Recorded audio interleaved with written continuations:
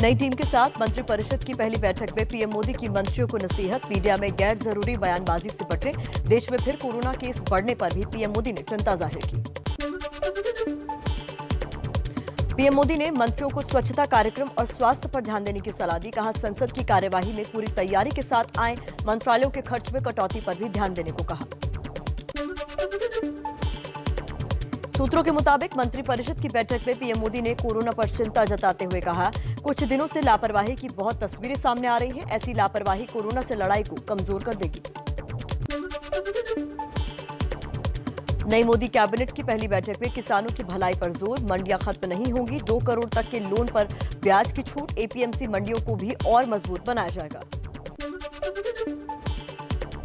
Health emergency पर केंद्र और राज्य मिलकर खर्च करेंगे 23,000 करोड़। नई कैबिनेट की पहली बैठक के बाद नए स्वास्थ्य मंत्री मनसुख मांडविया का ऐलान। हर जिला अस्पताल में 10,000 लीटर ऑक्सीजन के स्टोरेज की सुविधा होगी।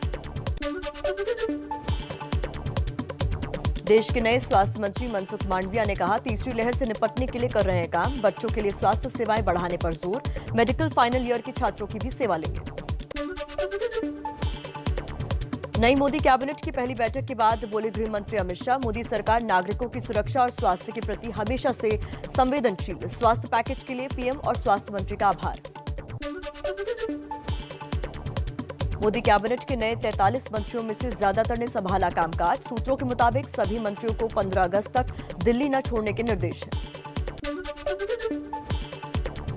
12 फोन की घंटी में पलट गई 12 मंत्रियों की किस्मत। एबीपी न्यूज के पास मोदी कैबिनेट में फेरबदल की इनसाइड स्टोरी। बुधवार सुबह 7 बजे से हटने वाले मंत्रियों को फोन कर रहे थे जेपी नड्डा।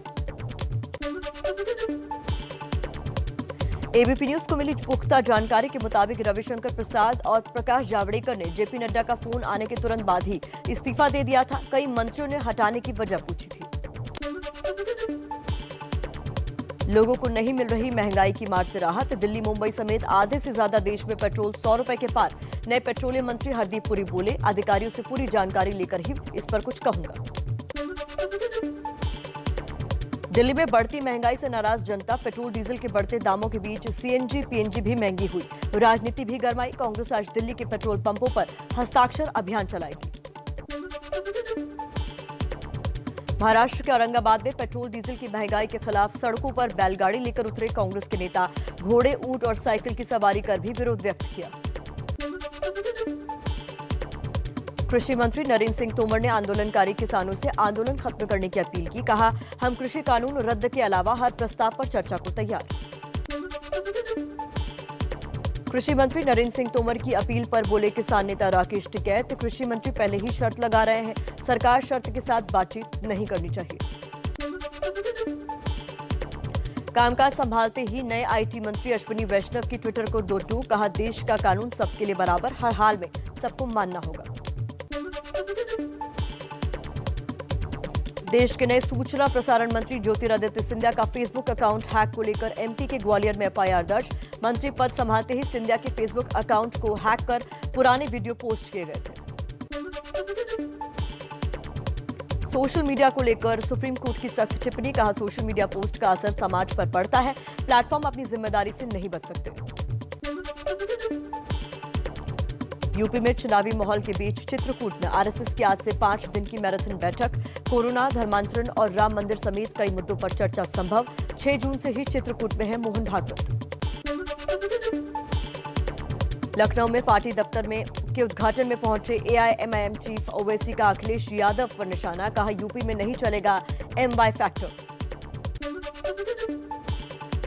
यूपी में ब्लॉक प्रमुख चुनाव के नामांकन में बवाल पर गरमाई राजनीति। अखिलेश यादव बोले, बीजेपी ने लोकतंत्र का गला घोटा। आम आदमी पार्टी ने पूछा, क्या चुनाव आयोग नाम की संस्था खत्म हो गई? यूपी में ब्लॉक प्रमुख चुनाव के नामांकन के दौरान कल कई जिलों में हुआ बवाल। सीतापुर में गोली चली। इटावा, सिद्धार्थनगर, बस्ती और बहराइच में हुई मारपीट। कल होने हैं चुनाव। बीजेपी का दावा, यूपी ब्लॉक प्रमुख चुनाव में विपक्ष को कई जगहों पर न प्रत्याशी मिले न प्रस्तावक। 290 से ज्यादा जगहों पर बीजेपी एक तरफा जीतेगी। गैंग वॉर में लखनऊ में मारे गए गैंगस्टर अजीत सिंह की पत्नी रानू सिंह ने ब्लॉक प्रमुख चुनाव के लिए पर्चा भरा। मऊ के मोहम्मदाबाद गोहना ब्लॉक से बीजेपी की उम्मीदवार। चलिए फटाफट खबरों के सफर को आगे बढ़ाते हैं। कुछ और खबरें इसी अंदाज में। पंजाब के बाद छत्तीसगढ़ कांग्रेस में भी कलह की आहट। स्वास्थ्य मंत्री टीएस सिंहदेव बोले, मुख्यमंत्री पर फैसला आलाकमान को लेना है। पहले भी उठ चुका है 2.5 साल में सीएम बदलने का मुद्दा। हिमाचल के पूर्व सीएम वीरभद्र सिंह को श्रद्धांजलि देने आज शिमला जाएंगे राहुल गांधी। 6 बार सीएम रहे वीरभद्र का कल शिमला में हुआ था निधन। बीजेपी अध्यक्ष जेपी नड्डा भी आज शिमला जाएंगे। पूर्व सीएम वीरभद्र सिंह के पार्थिव शरीर के अंतिम दर्शन करेंगे। चाचा पशुपति पारस की बगावत के बाद आशीर्वाद यात्रा पर निकले चिराग पासवान पहुंचे बेगूसराय। नीतीश पर पिता को अपमानित करने का आरोप लगाया। कहा, चाचा उन्हीं की गोद में बैठे। लालू यादव के बड़े बेटे तेज प्रताप ने खोली केमिकल फ्री अगरबत्ती बनाने की कंपनी। बोले, लोगों को रोजगार मिले इसीलिए बना रहे हैं अगरबत्ती। के अन्नामलाई को तमिलनाडु बीजेपी का अध्यक्ष नियुक्त किया गया। कर्नाटक कैडर के पूर्व आईपीएस अफसर अन्नामलाई पिछले साल बीजेपी में शामिल हुए थे। हैदराबाद में ओवैसी की पार्टी के नेता माजिद हुसैन की पुलिस से गुंडागर्दी। जमीन से जुड़े विवाद में पुलिस ने रोका तो उलझे। माजिद के खिलाफ केस दर्ज। देश में लगातार दूसरे दिन बढ़े कोरोना संक्रमण के मामले। 24 घंटे में 45,892 नए केस। 817 मरीजों की मौत। रिकवरी रेट बढ़कर 97% के पार। देश में कोरोना के एक्टिव केस अब भी 4.5 लाख से ज्यादा। एक्टिव केस मामले में अमेरिका, ब्राजील और ब्रिटेन के बाद दुनिया में चौथे नंबर पर भारत। देश भर में टीकाकरण अभियान के तहत अब तक 36 करोड़ 48 लाख से ज्यादा लोगों को लगा कोरोना का टीका। कल 35 लाख से ज्यादा को टीका लगा। टीकाकरण अभियान के लिए विदेशी से पहले घरेलू कोरोना वैक्सीन पर केंद्र का फोकस। कोवैक्सीन को डब्ल्यूएचओ की मंजूरी को लेकर कहा, सरकार इस बारे में रखे हुए है नजर। वैक्सीनेशन अभियान से जुड़ी एक और राहत की खबर। डीसीजीआई ने फ्रांस और यूके की कंपनी वाली सनोफी जीएसके की वैक्सीन को भारत में तीसरे चरण के ट्रायल की मंजूरी दी।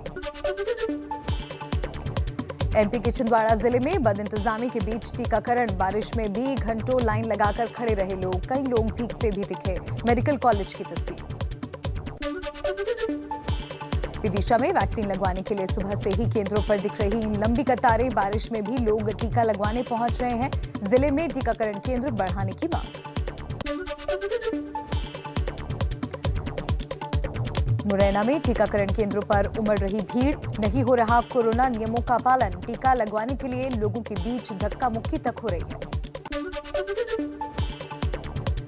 उत्तराखंड के पहाड़ी जिलों में कोरोना केस घटते ही पर्यटन और एडवेंचर टूरिज्म में तेजी। चमोली के जोशीमठ और औली पहुंच रहे हैं पर्यटक। कारोबारियों के चेहरे खिले। पाबंदियों को लेकर सख्त सरकार। मसूरी के मशहूर केम्प्टी फॉल में पर्यटकों की लापरवाही वाली तस्वीर वायरल। कोरोना नियमों की धज्जियां उड़ाकर नहाते दिखे पर्यटक। हिमाचल के कुल्लू मनाली में पर्यटकों की लापरवाही वाली तस्वीर वायरल हुई तो प्रशासन जागा। कुल्लू पुलिस ने कहा, जो मास्क नहीं पहनेगा उस पर 5,000 का जुर्माना लगेगा। रुक कर लेते हैं कुछ और अहम खबरों का इसी तरह फटाफट अंदाज में। पुणे के सरकारी जमीन घोटाले में महाराष्ट्र के पूर्व मंत्री एकनाथ खड़से से 9 घंटे तक ईडी ने पूछताछ की। बयान दर्ज किया। एनसीपी ने कहा, बीजेपी बदला ले रही है। यूपी में सीएए विरोधी प्रदर्शन के दौरान तोड़फोड़ की भरपाई के नोटिस रद्द करने की मांग पर सुप्रीम कोर्ट आज सुनवाई करेगा। पंजाब में बिजली संकट गहराया। 100 किलोवाट से ज्यादा बिजली खपत वाले उद्योग 3 दिन तक बंद रहेंगे। जम्मू कश्मीर में चुनाव से पहले कराए जा रहे परिसीमन को लेकर आज जम्मू में परिसीमन आयोग मीडिया से करेगा बात। इस साल तक परिसीमन का काम पूरा होने का अनुमान।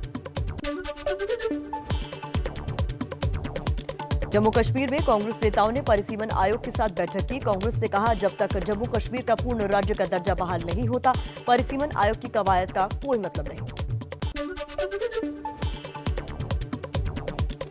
जम्मू कश्मीर के राजौरी में एलओसी पर घुसपैठ की कोशिश नाकाम। मुठभेड़ में 2 पाकिस्तानी आतंकी ढेर। सेना के नायब सूबेदार श्रीजीत समेत 2 जवान भी शहीद।